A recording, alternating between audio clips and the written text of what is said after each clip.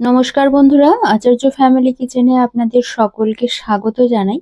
আশা করছি আপনারা সকলে ভালো আছেন এবং সুস্থও আছেন। আজকে আমি আবারও একটি নতুন রেসিপি নিয়ে চলে এসেছি। দেখে আশা করি বুঝতেই পারছেন আজকে আমি কি বানাতে চলেছি। আজকে আমি বানাচ্ছি একদম ঝরঝরে চিড়ের পোলাও। খুবই কম সময়ে এবং অল্প কিছু উপকরণ দিয়েই এইভাবে চিড়ের পোলাও বানিয়ে নিতে পারেন। আর ঠিক এইভাবে এত সুন্দর করে ঝরঝরে চিড়ের পোলাও বানালে সকাল বা বিকেলের জলখাবারটা জাস্ট জমে যাবে। তাহলে চলুন দেখে নেওয়া যাক এই চিড়ের পোলাও বানানোর জন্য আমি কোন ধরনের চিড়েটা নিচ্ছি। দেখুন, একদিকে নিয়েছি বেশ মোটা দানার চিড়ে, আর একদিকে নিয়েছি একদম পাতলা দানার চিড়ে, একটু চওড়া টাইপের। এই পাতলা দানার চিড়েটা দিয়ে কখনোই পোলাও বানাবেন না। দেখুন, প্রথমে যে মোটা দানার চিড়েটা নিয়েছি সেই চিড়েটা দিয়েই অবশ্যই পোলাও বানাবেন, তাহলে পোলাও খুব ঝরঝরে হবে।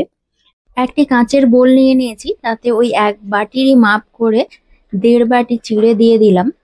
এবারে অল্প পরিমাণ জল দিয়ে ভালোভাবে চিড়েটাকে ধুয়ে নেব। তবে চিড়েতে অনেক নোংরা থাকার কারণে 3 থেকে 4 বার অবশ্যই ধুয়ে নিতে হবে। আর দেখুন চিড়ের মধ্যে কত নোংরা রয়েছে, এটা ধুয়ে নিলাম। আবারও একবার জল দিয়ে ভালোভাবে চিড়েটাকে ধুয়ে নিচ্ছি। আর এখন দেখুন 3 বার ধুয়ে নেওয়ার পরে একদম স্বচ্ছ জল এসছে। এখন জলটা ফেলে দিয়ে এরকম একটি স্ট্রেনার নিয়ে নিয়েছি। এই স্ট্রেনারের মধ্যে ধুয়ে রাখা চিড়েটা ঢেলে দিলাম, দিয়ে ভালোভাবে মেলে দেব। এভাবেই রেখে দেব জল ঝরানোর জন্য। এবার এখন অ্যাড করে দেব 1 চামচ লবণ ও 1 চামচ চিনি, দিয়ে ভালো মতো মিশিয়ে নেব। তাহলে ভিজে অবস্থায় যদি চিনি আর লবণটা দেওয়া হয়, চিড়ের সাথে বেশ ভালো মতো মিশে যাবে এবং পোলাওর টেস্টটাও কিন্তু খুবই ভালো হবে। আর এখন তো এগুলো মিশিয়ে নিলাম, তাছাড়া পোলাও বানানোর জন্য কি কি লাগছে দেখিয়ে দেব। দেখুন, বেশ কিছুটা পরিমাণ গাজর ও ক্যাপসিকাম একই মাপ করে কেটে নিয়েছি, আর 4 থেকে 5টি কাঁচা লঙ্কা কুচিয়ে নিয়েছি। আর নিয়েছি এখানে 3টে মিডিয়াম সাইজের পেঁয়াজ, ঠিক এরকম লম্বাটে ঝুরি ঝুরি করে কেটে নিয়েছি। আর লাগছে এখানে চিনেবাদাম পরিমাণ মতো, আর সেই সঙ্গে লাগছে 25 গ্রাম কাজু ও 25 গ্রাম কিশমিশ। এবার চলে যাব পোলাওটা বানানোর জন্য। গ্যাস জ্বালিয়ে কড়া গরম করে দিয়ে দিলাম 2 চামচ রিফাইন অয়েল, আর দিয়ে দিলাম চিনে বাদামগুলো এবার নাড়াচাড়া করে ভালোভাবে ভেজে একটি বাটিতে তুলে নিলাম। আবারও দিয়ে দিলাম 2 টেবিল স্পুন রিফাইন অয়েল। তেলটা দেওয়ার পরে কাজু বাদামগুলো দিয়ে ভালোভাবে ভেজে নিলাম। আর দেখুন ঠিক এরকম লালচে কালার করে তুলে নিয়েছি। এবার দিয়ে দিলাম কিশমিশটাকেও বেশ ভালো মতো করে লো ফ্লেমে ভেজে নিয়েছি। এবার ওই তেলেই দিয়ে দিলাম একটি শুকনো লঙ্কা ফোড়ন, আর তার সাথে দিয়ে দিচ্ছি 1 চামচ কালো সর্ষেটা দিয়ে নাড়াচাড়া করে নেব। এবার অ্যাড করে দেবো বেশ কিছুটা পরিমাণে কারি পাতা, আর তার সাথে কুচিয়ে রাখা গাজর ও লবণ দিয়ে বেশ কিছুটা সময় নিয়ে ভেজে নেব, তবে একদম লো ফ্লেমে করে ভাজবো। এরপরে গাজরটা ভাজা হয়ে গেলে দিয়ে দেব ক্যাপসিকাম, কাঁচা লঙ্কা ও পেঁয়াজ কুচি দিয়ে এবার মিডিয়াম ফ্লেমে করে ভালোভাবে সমস্ত সবজিগুলো ভেজে নেব। এবার যতক্ষণ না লাইট ব্রাউন কালার হচ্ছে ততক্ষণ অবধি সবজিগুলো ভেজে নিতে হবে।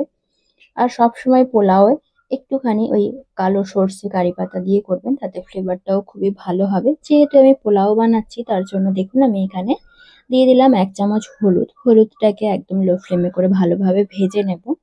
তারপরে সবজির সাথে ভালোভাবে মিশিয়ে নাড়াচাড়া করে আবারও মিনিট খানেক ভেজে নেব। আর এই পর্যায়ে এখন আমি অ্যাড করে দেব জল ঝরানো চিড়েটা। আর চিড়েটা দেওয়ার পরে গ্যাসের ফ্লেমটা একেবারে লোতে রেখে ভালোভাবে সবজির সাথে মিশিয়ে নিতে হবে ফার্স্টে। তারপরে এখানে ফ্লেভারের জন্য অ্যাড করলাম 1 চামচ ঘি। ঘিটা দেওয়ার পরে আবারও সমস্ত কিছু ভালোভাবে মিশিয়ে নেব, তবে লো ফ্লেমে এভাবেই নাড়াচাড়া করে মিশিয়ে নিতে হবে। আর দেখুন এভাবে নাড়াচাড়া করতে করতে কালারটাও পুরোপুরি চেঞ্জ হয়ে গেছে। দেখুন কালারটা কতটা সুন্দর এসছে, ঠিক এরকম ভাবেই আপনারাও বানিয়ে দেখবেন। এবার দেখুন অ্যাড করে দিচ্ছি ভেজে রাখা কাজু কিশমিশটা দিয়ে দেওয়ার পরে আবারও ভালো মতো করে সমস্ত কিছু মিশিয়ে নেব। এরপরে অ্যাড করে দেব ভেজে রাখা চিনে বাদামটা দিয়েও ভালো মতো করে সমস্ত কিছু মিশিয়ে নেব আবারও। তবে চিনে বাদাম যদি কেউ পছন্দ না করেন সেক্ষেত্রে কম দিতে পারেন কিংবা একেবারে স্কিপ করে যেতে পারেন। তবে চিনে বাদামটা দিলে খেতে কিন্তু খুবই ভালো লাগে। অবশ্যই আমার এই টিপস এন্ড ট্রিক্স গুলো অবশ্যই ফলো করবেন, তাহলে খুবই সুস্বাদু হবে। আর সবশেষে দিয়ে দেব হাফ টুকরো লেবুর রস। লেবুর রসটা দিলে চিড়ের পোলাওর টেস্টটা আরো দ্বিগুণ বাড়িয়ে দেবে। লেবুর রসটা দেওয়ার পরে আবারও সমস্ত কিছু এইভাবে নাড়াচাড়া করে মিশিয়ে নিতে হবে। আর এখন গ্যাসের ফ্লেমটা অফ করে দেব সমস্ত কিছু মিশিয়ে নেওয়ার পরে। এবার একটি কাঁচের বোলে এটি সার্ভ করে দেব। তাহলে বন্ধুরা, আশা করছি আমার এই রেসিপি আপনাদের ভালো লেগেছে। ভালো লাগলে অবশ্যই কমেন্ট বক্সে কমেন্ট করে জানাবেন। আর সেই সঙ্গে লাইক, কমেন্ট, শেয়ার করতে একেবারেই ভুলবেন না। আর এই পর্যায়ে দেখুন আমি এখন চিড়ের পোলাওটা সার্ভ করে দিয়েছি। দেখতেও যেমন মজাদার হয়েছে তেমন খেতেও বেশ মজাদার হয়েছে। আপনারাও অবশ্যই একবার এইভাবে বানিয়ে দেখুন, বাড়ির সবাই আঙুল চেটে খেতে বাধ্য হবে। তাহলে বন্ধুরা, আজ এই পর্যন্ত। সকলে ভালো থাকবেন, সুস্থ থাকবেন এই কামনা করি। ফিরছি আবারও নতুন নতুন রেসিপি নিয়ে।